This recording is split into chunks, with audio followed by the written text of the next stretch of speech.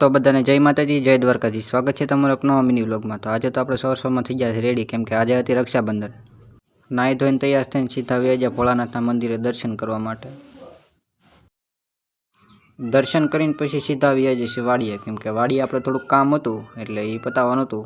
તો જો અત્યારે વાડીએ આવ્યા છીએ. વાગી ગયા હતા 10:30 એટલે આપણે ચા બનાવવાનો વારો હતો, એટલે તો અત્યારે ચા બનાવી છીએ. ચા પીને પછી કાલના વિડીયોમાં જોયું એમ આપણે માંડવી ખેંચતા હતા, કેમ કે અહીંયા આપણે ધોરિયો કરવાનો હતો. તો અત્યારે આપણે ધોરિયો કરવા આવી ગયા છે.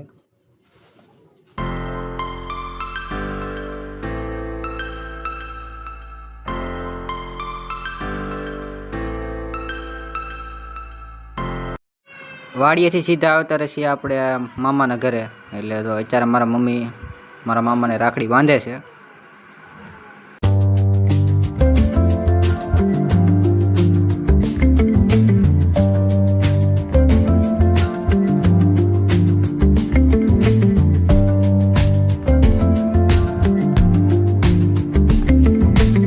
પછી તો મિત્રો મારા મામાના ઘરે 2 મીંદડાના બસા હતા, એટલે જો અત્યારે મારા મામા બેઠા બેઠા મસ્તી કરતા હતા એની હારે.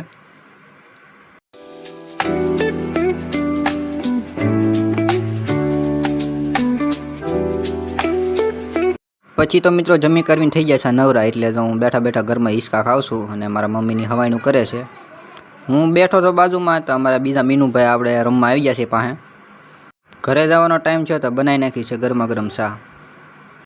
મામાના ઘરેથી વિયેવા હતા અને અત્યારે આપણે 6 વાગી ગયા હતા, કેમ કે આપણી રક્ષાબંધન બાકી હતી. તો અત્યારે રાખડી બાંધીને પછી આપણે પાછા વાડીએ મારા પપ્પાને લેવા નીકળી ગયા છીએ.